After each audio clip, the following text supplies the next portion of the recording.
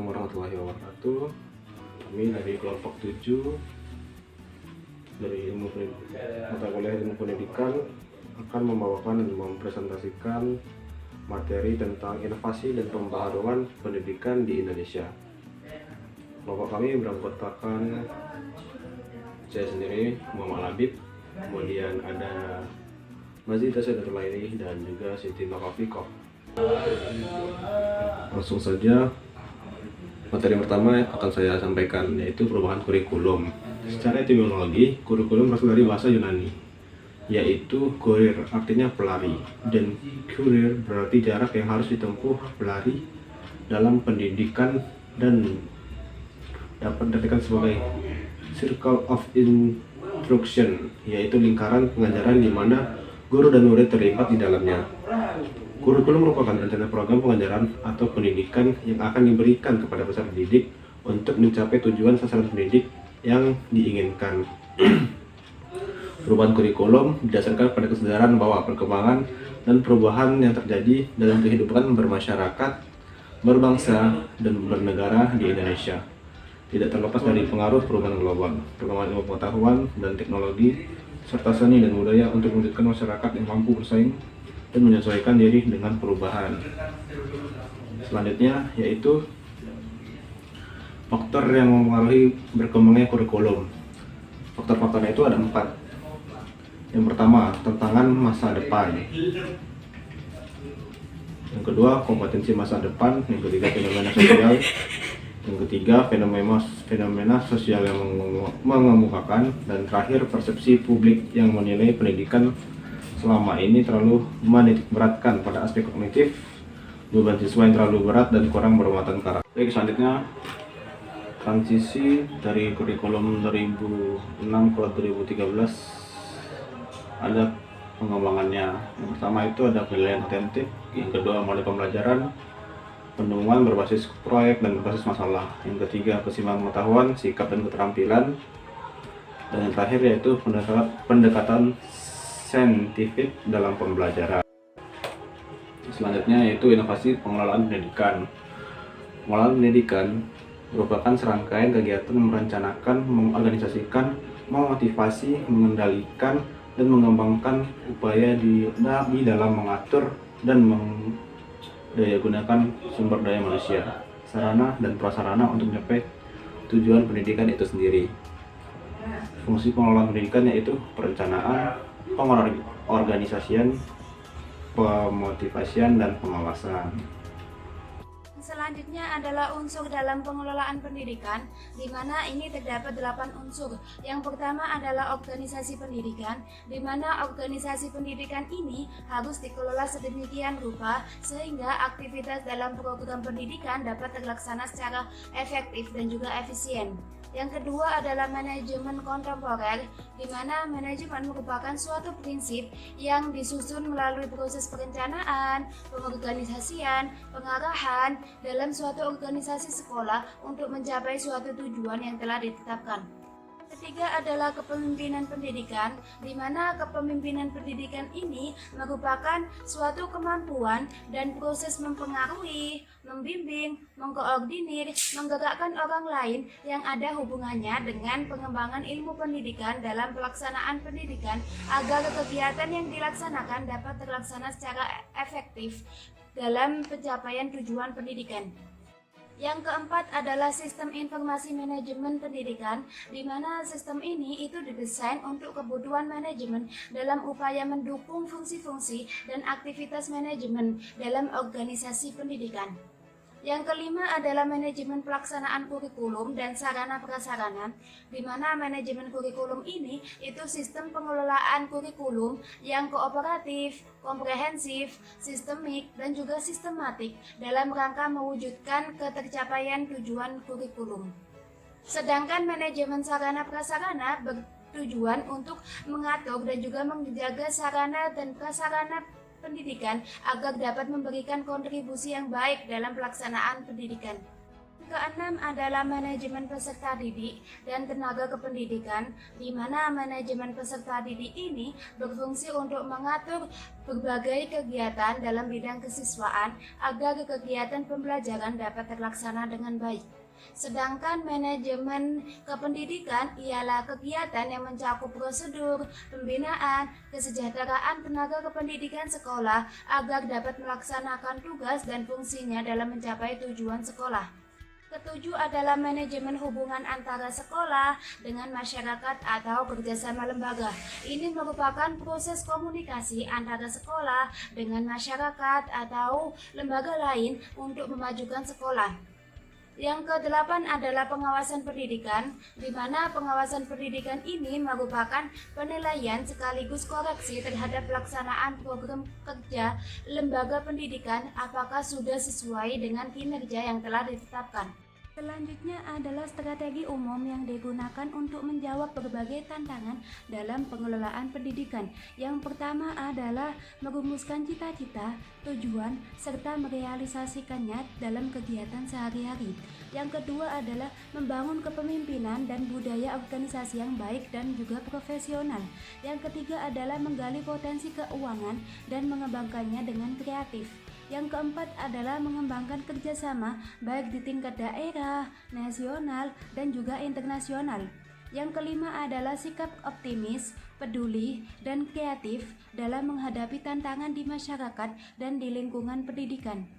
Menurut Permendiknas Nomor 19 Tahun 2007 tentang Standar Pengelolaan Pendidikan dalam Satuan Pendidikan Dasar dan Menengah, hal ini terdapat 6 poin penting yang harus diperhatikan dalam setiap satuan pendidikan dasar dan menengah, yaitu yang pertama adalah perencanaan program, di mana perencanaan program ini itu merupakan suatu proses dalam merumuskan dan juga menetapkan visi, misi, tujuan pembelajaran, dan juga rencana kerja yang akan dilaksanakan.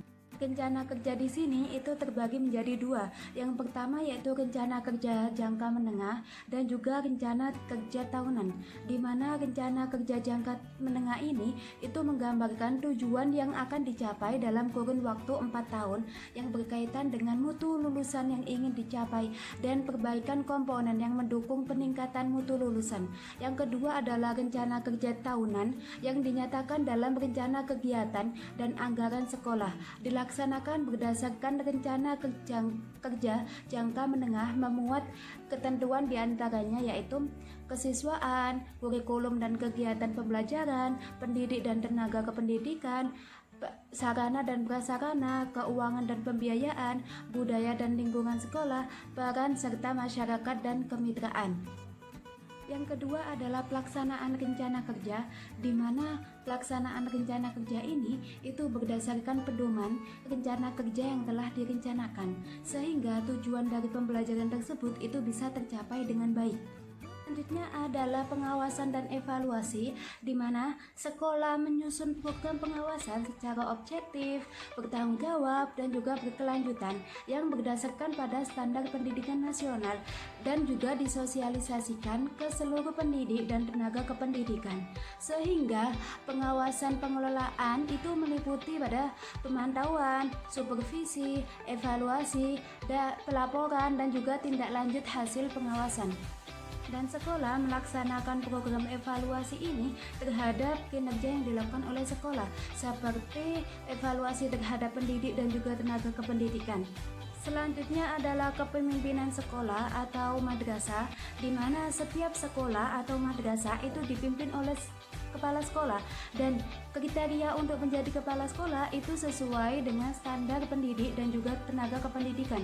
Selanjutnya adalah sistem informasi manajemen, di mana sekolah atau madrasah mengelola sistem informasi manajemen yang memadai untuk mendukung administrasi pendidikan yang efektif, efisien, dan juga akuntabel. Selanjutnya adalah penilaian khusus, di mana keberadaan sekolah atau madrasah yang pengelolaannya tidak mengacu kepada standar nasional pendidikan dapat memperoleh pengakuan pemerintah atas dasar rekomendasi BNSP. Oke, saya akan menjelaskan penjelasan dari Mbak Mazidah Syehidatul Laili. Jadi di sini saya akan menerangkan tentang 4 langkah prioritas dalam pengelolaan lembaga pendidikan. Yang pertama yaitu peningkatan kualitas, dan yang kedua tentang pengembangan kreativitas dan inovasi, dan yang ketiga melakukan jaringan kerjasama atau networking, dan yang keempat yaitu melaksanakan otonomi daerah. Kemudian ada 4 strategi yang dapat atau yang layak digunakan untuk meningkatkan kreativitas dan efisiensi dalam lembaga pendidikan. Yang pertama yaitu strategi substantif. Jadi pada strategi ini hendaknya lembaga pendidikan menyajikan suatu program-program yang komprehensif, meliputi kognitif, afektif, dan psikomotorik. Jadi apabila semua aspek ini disajikan secara terpadu, maka akan menghasilkan suatu output yang memiliki keseimbangan dalam iman, ilmu, dan amal. Lanjut yang kedua yaitu strategi bottom up, yaitu tentang pertumbuhan dan perkembangan dari suatu lembaga hendaknya dimulai dari bawah. Artinya dari konsep atau rancang bangun kurikulum serta sarana fisik lainnya hendaknya disesuaikan terhadap potensi, kebutuhan, dan cita-cita dari masyarakat. Oke, strategi yang ketiga yaitu strategi deregulatory. Jadi lembaga pendidikan seharusnya itu diberi suatu kebebasan dalam berkreasi dan berinovasi terhadap program-program pembinaan dan pengembangan lembaga tersebut. Artinya tidak terpaku pada peraturan umum yang telah ditentukan oleh pemerintah. Jadi dengan strategi ini akan menjadikan lembaga pendidikan lebih mandiri dan memiliki peluang maju yang lebih besar. Oke, dan strategi yang terakhir yaitu strategi kooperatif. Dalam proses pembinaan dan pengembangannya, suatu lembaga pendidikan harus bisa bekerja sama, berkolaborasi, dan memberdayakan semua potensi dan sumber daya yang ada. Kerjasama semacam ini akan membantu lembaga pendidikan untuk meningkatkan kemampuan finansial serta memberi masukan untuk kemajuan lembaga tersebut. Materi selanjutnya yaitu tentang pembaruan pendidikan. Pembaruan di bidang pendidikan yaitu usaha mengadakan suatu perubahan dengan tujuan memperoleh hal yang lebih baik. Suatu kegiatan, program, atau produk beserta temuan ilmiah, hal ini dianggap sebagai pembaruan. Kenapa? Karena kegiatan ini belum pernah ada dan juga belum pernah dipergunakan, sehingga kegiatan ini memiliki aspek pembaruan. Aspek pembaruan bersifat relatif, maksudnya pembaruan itu dianggap baru terhitung sejak pembaruan itu diperkenalkan kepada masyarakat. Hingga seiring berjalannya waktu, pembaruan itu akan menjadi hal biasa di dalam masyarakat. Jadi aspek pembaruan itu lama-kelamaan akan hilang atau tidak ada, akan menjadi hal yang lumrah di masyarakat atau kebiasaan. Kemajuan teknologi saat ini atau yang kita pakai sekarang itu merupakan proses dari pembaruan. Proses pembaruan sendiri terdiri dari beberapa tahap. Yang pertama yaitu invention, dan yang kedua development, dan yang ketiga diffusion.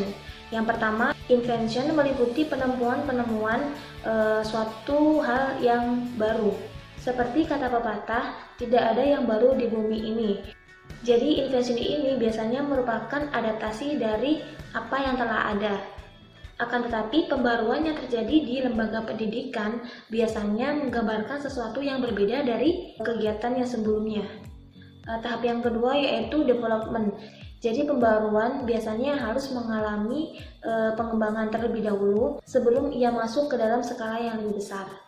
Dan yang ketiga yaitu diffusion atau penyebaran. Hal ini berkenaan dengan penyebaran dari pembaruan tersebut. Adapun bentuk dari inovasi pembaruan bisa dilihat di slide. Yang pertama yaitu pembaruan kuantum, dan yang kedua yaitu pembaruan berbasis kompetensi, dan yang ketiga yaitu pembelajaran kontekstual, dan yang terakhir ada pembelajaran e-learning yang saat ini kita jalani atau daring ya karena pandemi. Terima kasih, sekian dari saya. Waktu dan tempat saya kembalikan ke moderator. Ya, mungkin ini saja yang bisa dapat kami paparkan terkait materi ini. Kurang lebihnya kami mohon maaf. Apabila ada kata yang kurang jelas dan tidak berkenan di hati, mohon dimaafkan sekali lagi. Semoga bermanfaat untuk kita semua. Assalamualaikum warahmatullahi wabarakatuh.